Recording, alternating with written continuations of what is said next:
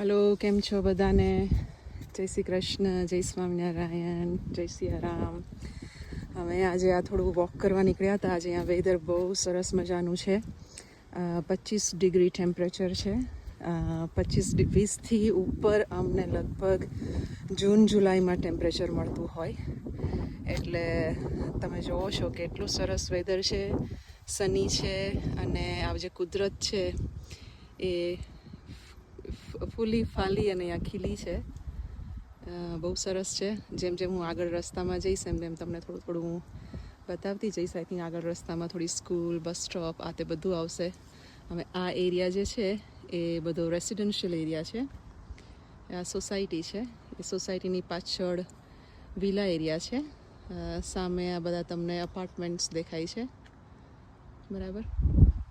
આ જે છે એ બધા અહીંયા બધા સ્ક્રેપનું સોર્ટનિંગ થતું હોય, બરાબર. અમે આગળ બતાવું છું તમને જેમ જેમ પસાર થઈએ. જેમ જેમ આગળ વધીએ છીએ એમ પહેલાં હું તમને આ કહી દઉં છું. જો આ જે રસ્તાઓ છે સ્પેશિયલ વોકિંગ અને સાયકલિંગના રસ્તા છે. અને સાયકલિંગ કરવી it's a moment of proud. Cycle લઈને ઓફિસે જાઓ, સાયકલ લઈને ગ્રોસરીની શોપિંગ કરવા જાઉં, કે ક્યાંય પણ છોકરાઓને ક્યાંય ડ્રોપ કરવા જાઉં નજીકનો એરિયા હોય તો, અને વેધર સપોર્ટ કરે તો અહીંયા લોકો પ્રાઉડલી એ બધું કરતા હોય છે. અને કોઈ ન્યૂનતા નથી ગણાતી. એટલે એક માઇન્ડસેટ એ પ્રકારનું ક્રિએટ થયું છે કે સાયકલિંગ પણ અહીંયા એક ફેવરિટ છે લોકોમાં સમરની અંદર. અને ઘણા લોકો તો વિન્ટરમાં માઇનસ ડિગ્રીમાં પણ સાયકલ ચલાવતા હોય છે. આ જે તમને છે એ થોડું ઝૂમ કરું એટલે દેખાય, એ નાના બચ્ચાઓની સ્કૂલ છે.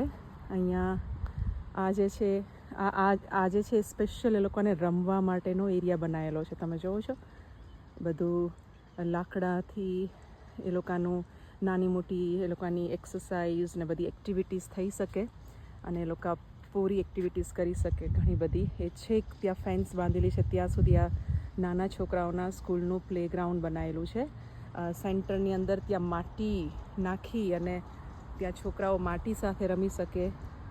તમે થોડું ઉપર જાઓ તો દેખાય એ પ્રકારે પણ એ લોકોએ જો બનાવેલું હોય છે.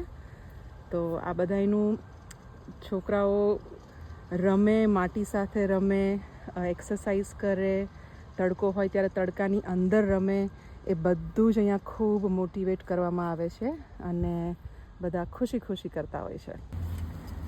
હવે આજ રેસિડેન્શિયલ એરિયામાંથી હું થોડી વોક કરતાં મેઇન રોડ ઉપર આવું છું તો તમને બધા સાયકલિસ્ટ ને કાર ને બધું દેખાશે. અને રોડની આ બાજુ સ્કૂલ છે. તમે જોવો છો આખી સ્કૂલ, મોટા બચ્ચાઓની સ્કૂલ છે.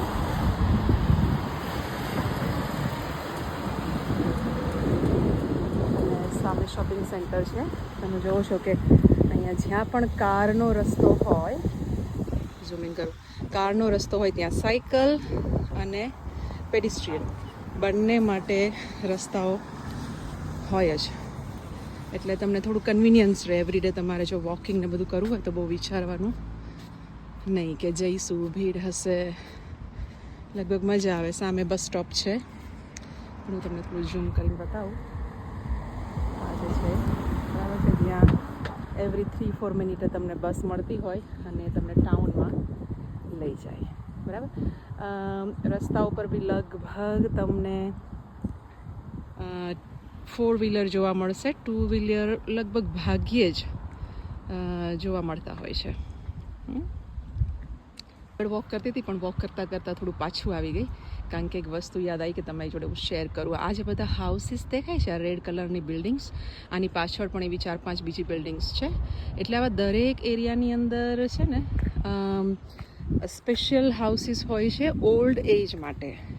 એટલે જ્યારે એજ થઈ જાય, તમે સોસાયટીથી થોડા દૂર ના થઈ જાઓ, તમારી એજના જ લોકો સાથે તમે બધી એક્ટિવિટીઝ કરી શકો, મળી શકો, એમની જોડે એજ ને ધ્યાનમાં રાખીને ડિફરન્ટ બધી એક્ટિવિટીઝ પ્લાન થતી હોય.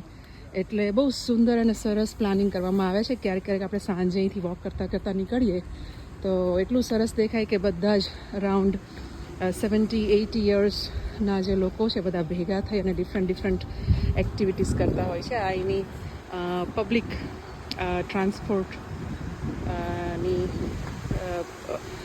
બસીસ છે જે અહીં ટાઉનથી લઈ અને છેક સેન્ટર સુધી બધી જતી હોય છે. એટલે બસ આ અમારું રોજનું રૂટીન છે અને લગભગ એવરીડે કોશિશ કરીએ કે ખાઈને પછી અરાઉન્ડ 3 કિલોમીટરનું વોક થાય અને બસ અમે આ પહોંચવા આવ્યા છીએ. અરાઉન્ડ 3 કિલોમીટર્સનું વોકિંગ ઓલમોસ્ટ પૂરું થવાયું છે. હું 5-6 મિનિટ્સમાં ઘરે પહોંચી જઈશ. અને બીજી એક વાત કે દરેક સોસાયટીની અંદર બચ્ચાઓને ધ્યાનમાં રાખી, છોકરાઓને ધ્યાનમાં રાખી અને સરસ આવી રીતે ગાર્ડનિંગ અને ડિફરન્ટ ત્યાં અહીંયા પણ એક્ટિવિટીઝ થઈ શકે. આ રીતે હિંચકાઓ મૂકેલા છે.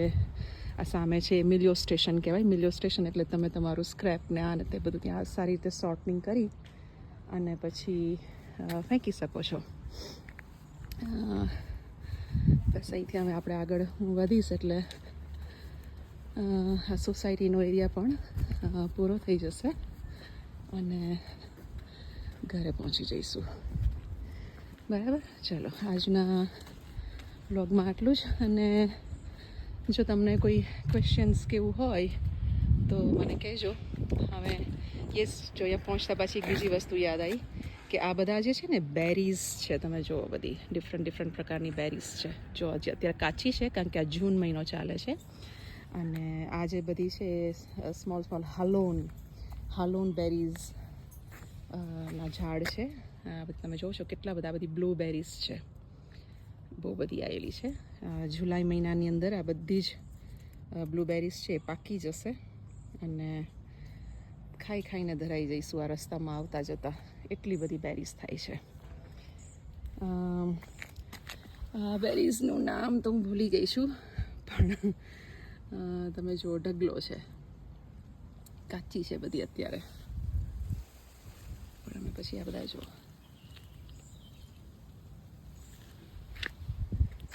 ઘણી બધી છે. જો અહીંયા થોડું બધું પાકી ગઈ છે, થોડી ઘણી તમે જોઈ શકો છો.